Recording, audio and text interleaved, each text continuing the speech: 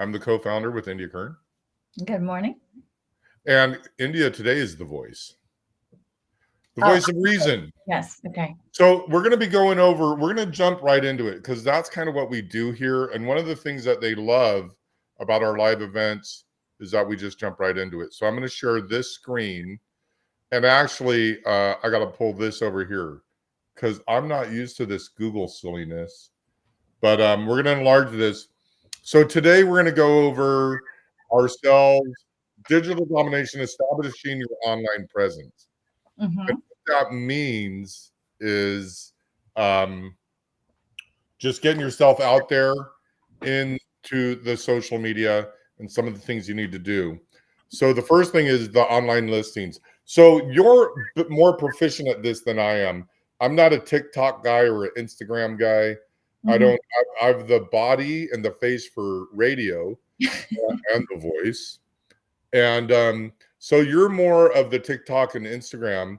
But what other listings are there? When we say listings, I guess we're talking about Facebook and YouTube and Shorts. So tell us a little bit about, let's just go into the Instagram Reels and the Shorts and how those work and how you dominate them. So, I don't do TikTok, but I think TikTok is a good way to go. I just, you're only spread. I don't want to spread myself too thin, right? So I concentrate on Instagram, LinkedIn, and Facebook, but I really concentrate on Instagram that goes to Facebook.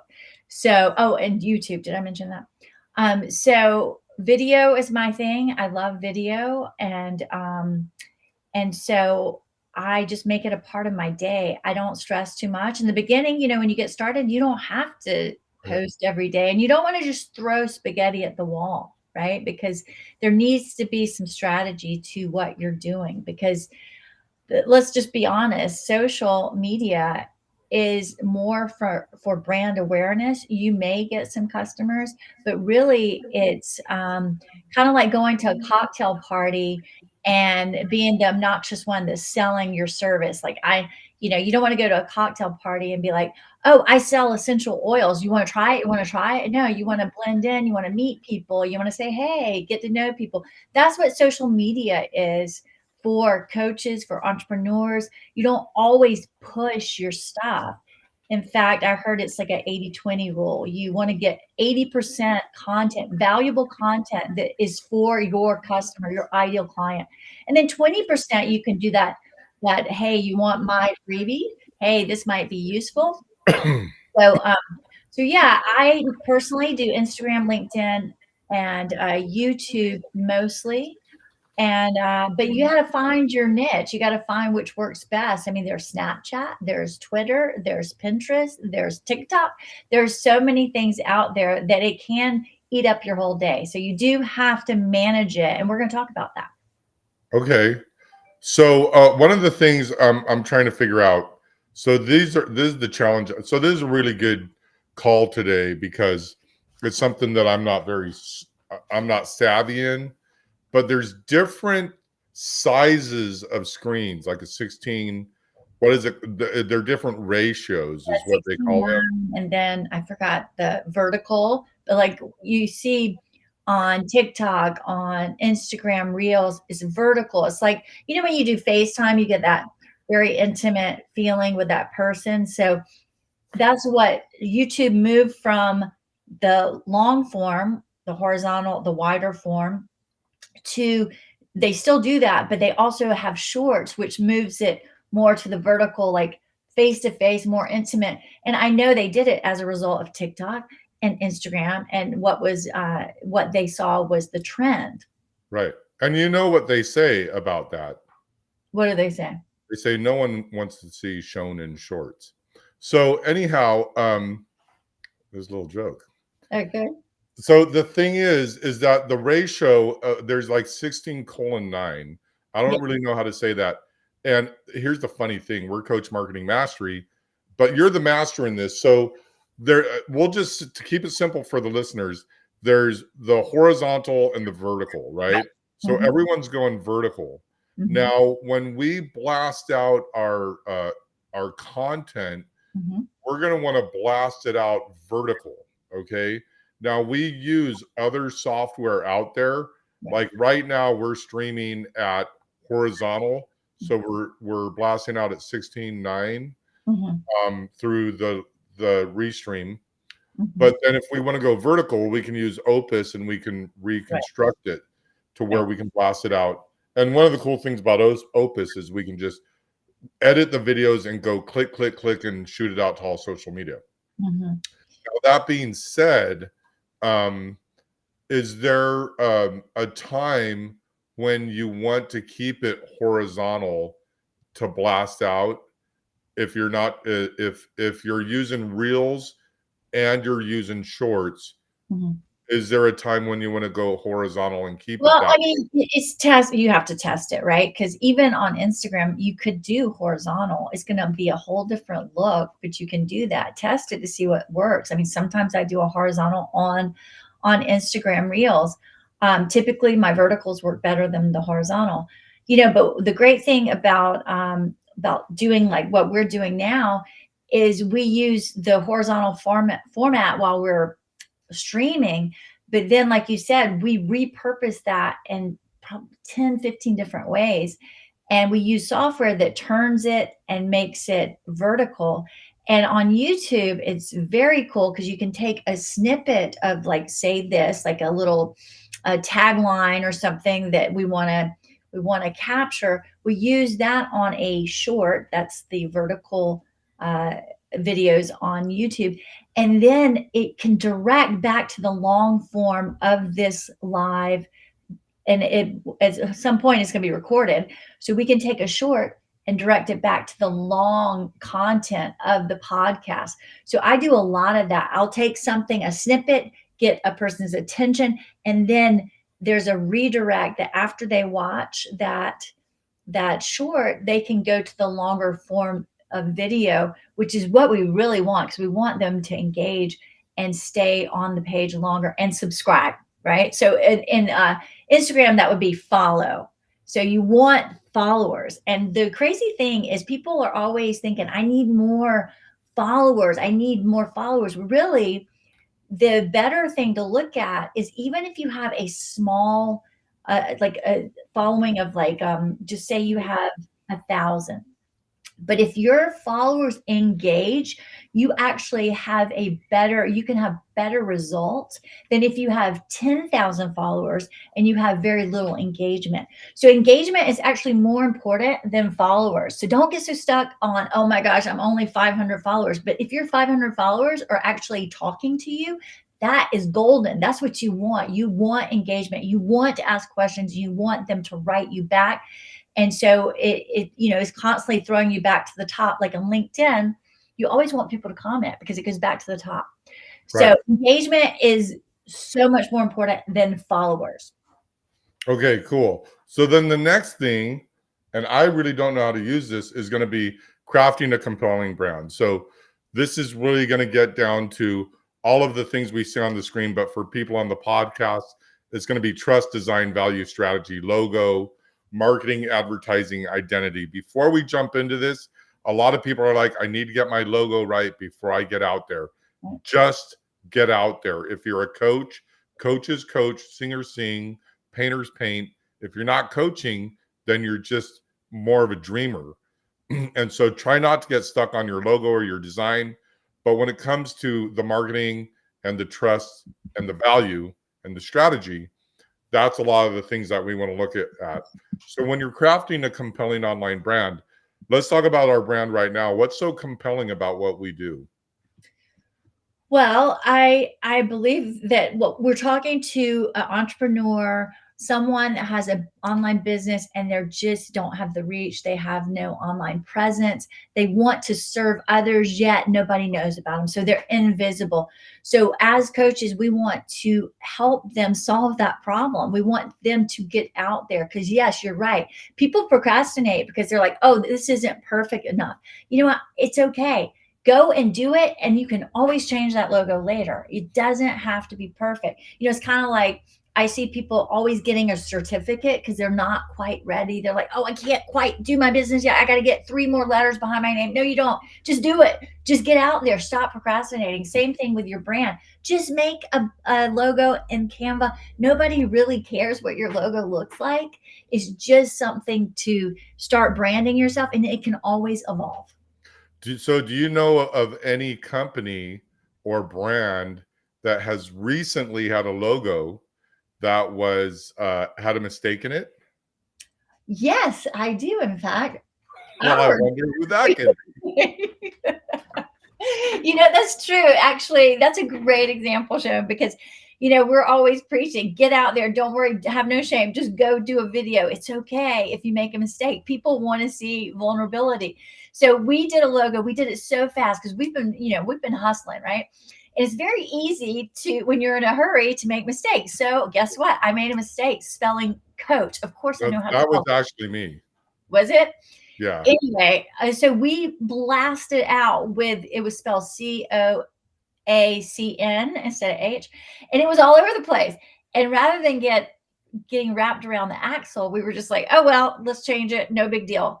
It's no big deal. So it's okay if you make a mistake. People will oftentimes go, oh, by the way, your logo's misspelled. You're like, oh shoot, I did that in such a hurry. But Yeah. I mean, even people that do this all the time will make mistakes and typos, and it's okay. You are human. And the best thing about that is the people that are like, well, you made a blooper, therefore you're not the professional. So we're not going to hire you. We don't think that you're. So that's just someone, we dodged a bullet. Like literally, I've dealt with a lot of people. A lot of people know I'm the level of coaching I give. Sorry about this. Well, I have a funny story about that too. But real quick, the is the people that go, oh, you're fallible, I want a professional. Those people, the perfectionists, we have a saying, perfectionist finds fault in everything, starting with themselves. Mhm. So it's okay to be fallible, especially when it comes to marketing and advertising. Right. What's your So story? my story is, I've been in the internet world for a while because my first husband pretty much was one of the pioneers, and he used to purposely make typos in his emails. Oh yeah. He would keep it. So I mean, so it's kind of funny that I would find out like there's a typo. Oh, it doesn't matter. It actually performs better. They would do testing and see that the typos would do better than the ones that were perfect. Yeah, and one of the things about that is it's the engagement. So you're going to see there's a guy out there and he does these YouTube shorts, and it's so noisy out there that you probably haven't seen this guy, but he'll go, here's another computer hack you didn't know, or whatever. And then he'll pronounce things like, let's say it's Indiana. He'll say, Indiana, right? Or something like that. That came out really weird. Link it in. Yeah, link it in. Like LinkedIn, they'll say link it in. But he does that on purpose, and then everyone starts commenting, you don't know how to pronounce LinkedIn, and he's getting all this engagement, and it's actually getting him further out there in front of more people.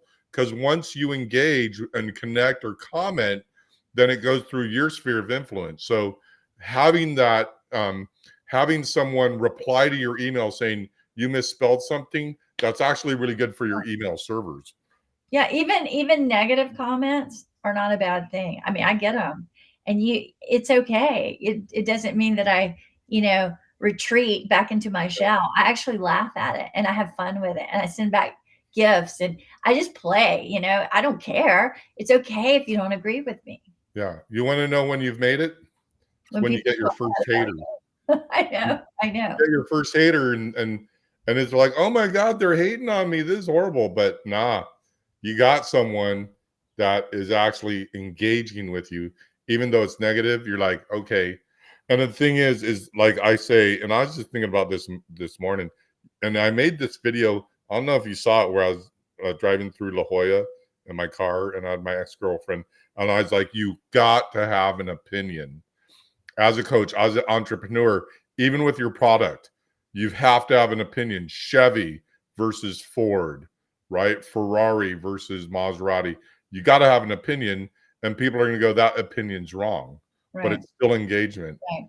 Okay, so then with the visibility, this is the tough one. This is the one that a lot of our clients and a lot of entrepreneurs have, is not just having the online visibility, but boosting it, getting it higher, getting the more engagement.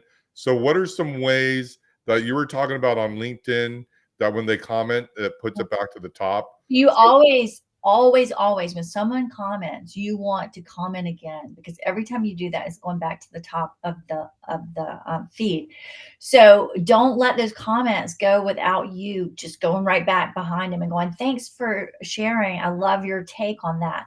Whatever it is, just comment. And there was something else I was going to tell you. Oh, I can't remember. Keep on going. Oh, I know. It was, I don't really do many. There's a lot of ways to boost your post. You can. I don't really do much advertising or boosting on social media.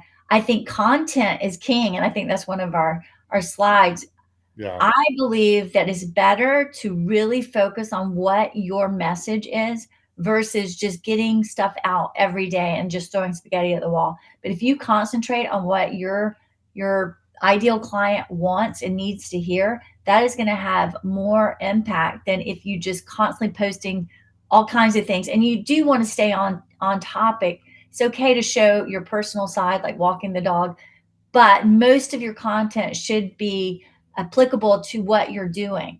And that's something I'm going through right now. Actually, I'm a divorce coach, but I'm also doing marketing mastery. So I'm having to blend the two. So it's a little tricky, but it's working. And right. and so anyway. Yeah, and the thing is, what a lot of people don't understand is the word boost. If you see that in Facebook and you're new, do not click. Right. The reason the guy's a billionaire is because people are boosting. He's Mhm. like, hey, this would be a great thing to boost. And it's going to be like your dog doing the boot scoot and boogie Right. across the rug. And then whatever it is, they're going to say this would be a good thing to boost. Give us $1, Mhm. right? If you're not in the space of understanding boosting your content, you're not ready. And it also goes down to paid ads. A Mhm. lot of people run paid ads way before they're ready Right. to run paid ads. Even myself, Me too. I lost $250 in 16 minutes Yeah. because I had a coach tell me to do it, and I told him I don't want to. I want to do $20. Mhm. And I was literally on the phone with him and clicked, and we were still on the phone. I'm like, all the money's gone. And he goes, oops. I was like, yeah, oops. Well, I don't think you have to advertise, especially in the beginning. You definitely don't want to do that, because it takes a lot of, Sharon can tell you, there's a lot of back into it. It's complex. Yeah. Um, but the thing about social media, it's like a free billboard, so why not use it? Just do Yeah. it, and So, play. there's a guy named Todd Rampy, and I used to work with him. And I did a marketing for him, and he does stocks, and he's Mhm, like how to make better decisions buying stocks. Well, he just got a billboard, right? And I was like, okay, great. He's paying for a billboard. So I private messaged him and I said, listen, you need to get a drone and fly it around that billboard from all angles and mhm, just put in a half hour of content flying around it from every angle, coming down from the top, coming up from the bottom, coming from right to left or the angle, kitty corner, whatever they call it, mhm, and like coming around, going upside down, spinning. The reason I said that is if you're, let's say you're spending $500 to $1,000 a month to have a billboard up there, for traffic to see.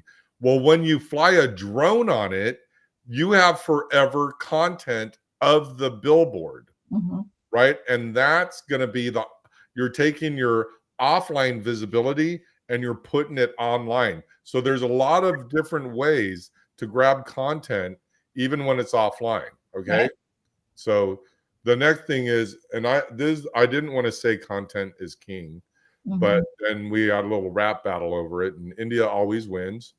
It's like arm wrestling, Andre the Giant. And the thing is that not everyone has heard content is king, but it's really the content is what gets people, whether it's good or bad. So do you got any stories about that? Because I have a pretty horrible story but I think people should understand it.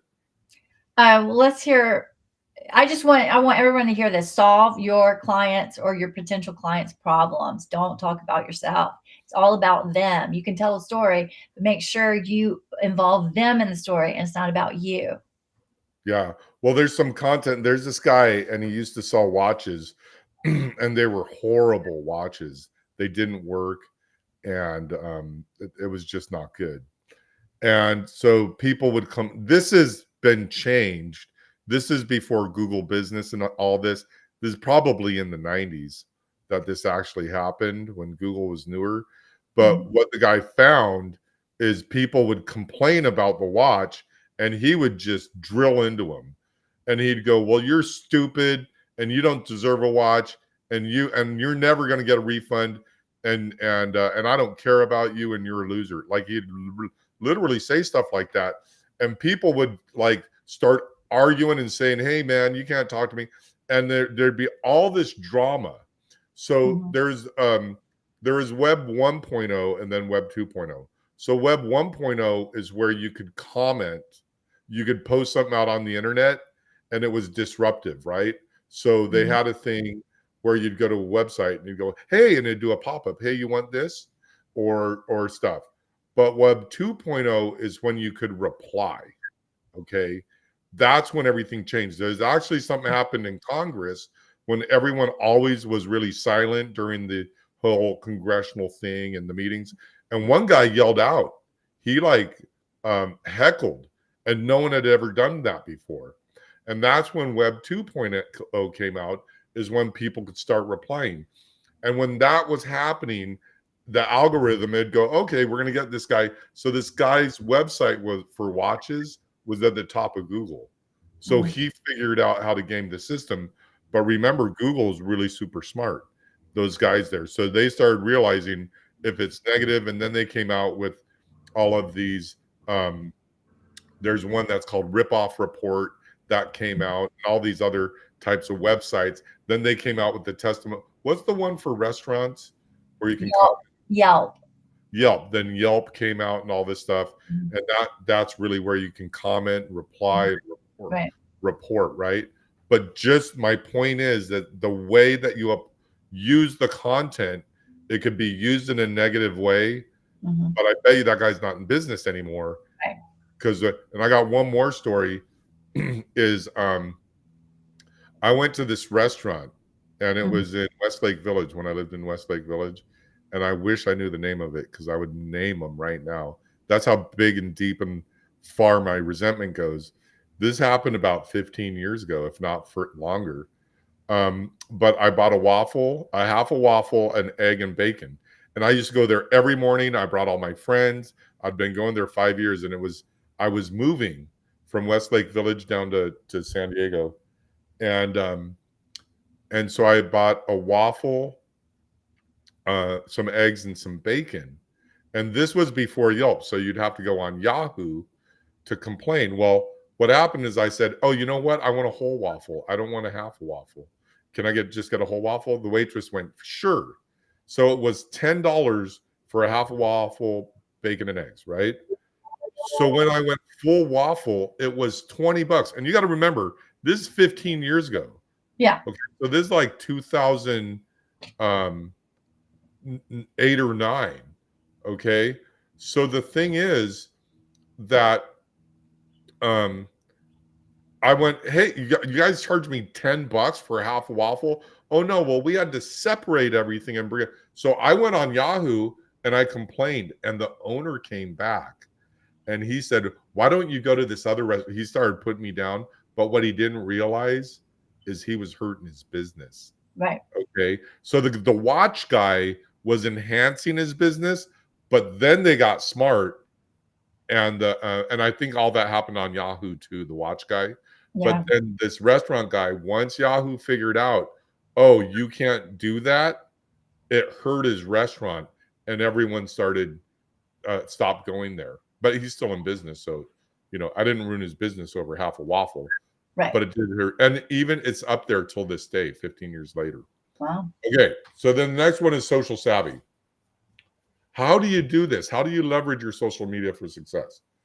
Well, you got to know which platform is better for you. Like Snapchat is definitely not something that I would use. And Pinterest, I haven't really used, but I'm going to explore that. That's actually something I want to look into. Twitter, I've never been one to tweet, so I Well, don't I want to really. tell you something about Twitter.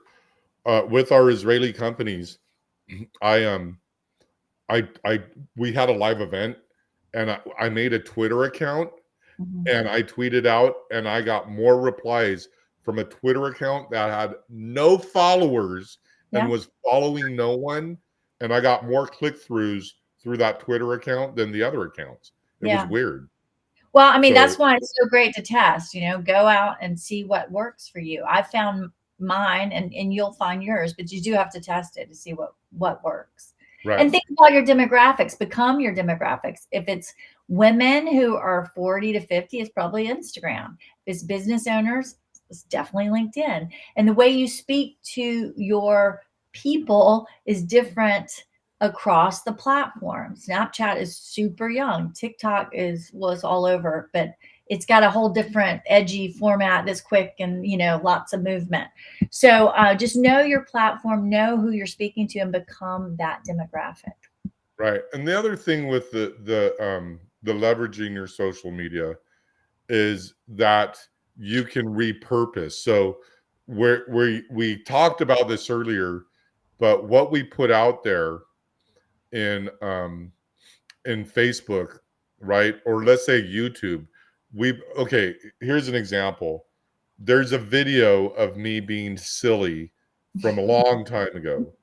So India has been pestering and pestering and pestering me like a child that wants a cookie for this video. So I finally gave her the raw format of the video, and she's repurposing it right now. So it's going to Mhm. be me out there singing songs and being silly. And I think I'm talking about, uh, and the billionaires back then were Larry Ellison and the guy who drives a $40,000 car, and he owns Brookhurst or Green Street or whatever it's called. What's his name? And then Bill Gates. Okay, yeah. There's Bill Gates, Larry Ellison, and then who's that old guy who does Wall Street? Anyhow, that guy. It's been so long since I made the video, but so we're repurposing content from over a decade ago into new Right.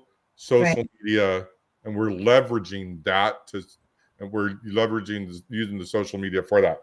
And another thing, now that I talked about that, is I was going to say something about old content. So Russell, can't remember his last name. It's not Brunson, but he did all of Yahoo, and he did. Oh no, that's Dennis Yu. Um, Russell did Yahoo. Where the place where you bought domains? There's only one place that you could buy domains in the 90s. Mhm. He did that, and then he did digital marketer, and he made the content for all of them. And he's actually on my podcast. He's a great guy. Anyhow, he told me that if you have some content in LinkedIn, Facebook, anywhere, you want to go back to your old content and see which has the latest Yes. huh I thought you were gonna say the highest number, like engagement.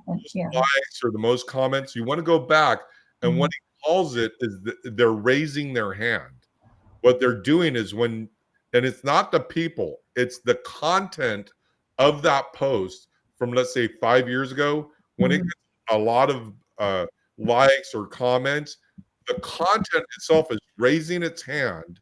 So you Mhm. go back to that content and you change the date on it to the current date. I don't know how to do that. And what it does is it brings it to the forefront. And then, because that is your best performing content. Perry Belcher actually was saying, ask the question, and I replied with what I just said, and he's like, "Wow, that's a really smart." And I was like, well, Yeah, so no, it's great, and you can repurpose content, so you don't have to always produce new stuff. In yeah, fact, I need to do that. I need to look at all my old videos because I have so many and see what did well, and then tweak it. Maybe the hook's not as good as it could be. right, So, so really spend some time on content.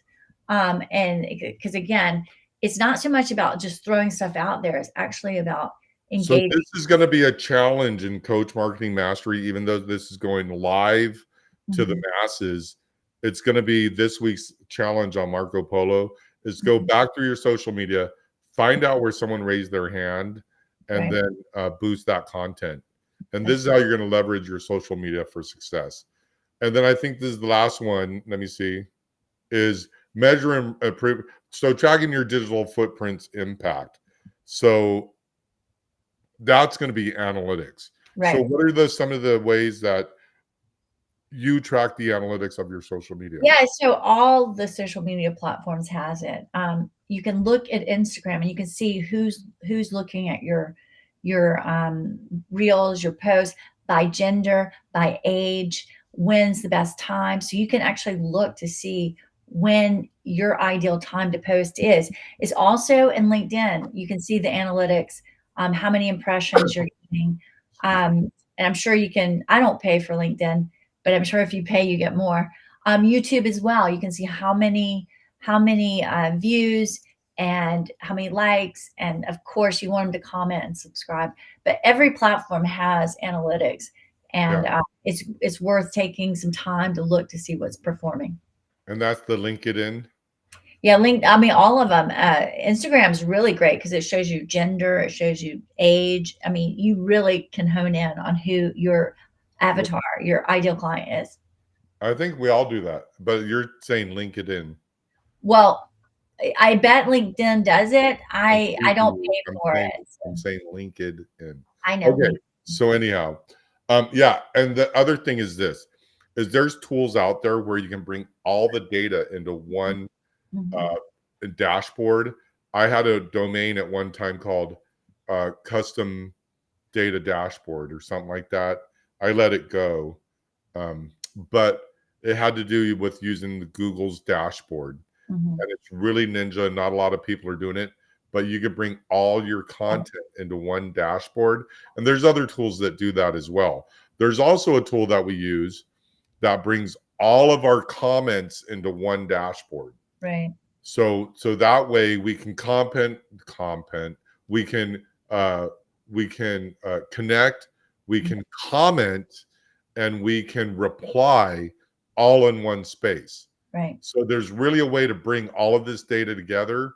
And so when you're tracking your digital footprints, you also want to be able to connect with all of that tracking, all of the places where people are commenting. And I want to say something that's valuable, and it's something that we do is planning out your calendar. It's called an editorial calendar, and that way you sit down maybe on the weekend and you start looking at what you're going to do for the week or the month.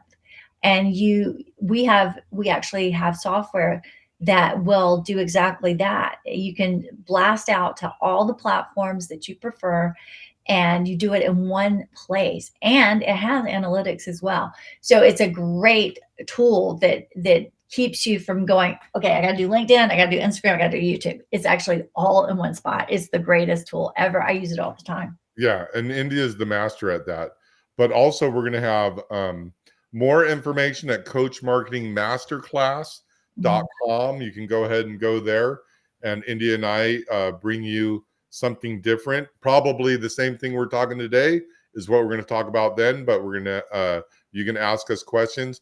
Coachmarketingmasterclass.com. Go there right now. Go ahead and sign up. We'll see you there. And it's And free. also we have this podcast, and we have a live event coming up soon, and we'll go into that more in our next podcast or our next live event. Okay, so thanks for everyone for showing up. Thank you, India. Thank you. Bye-bye.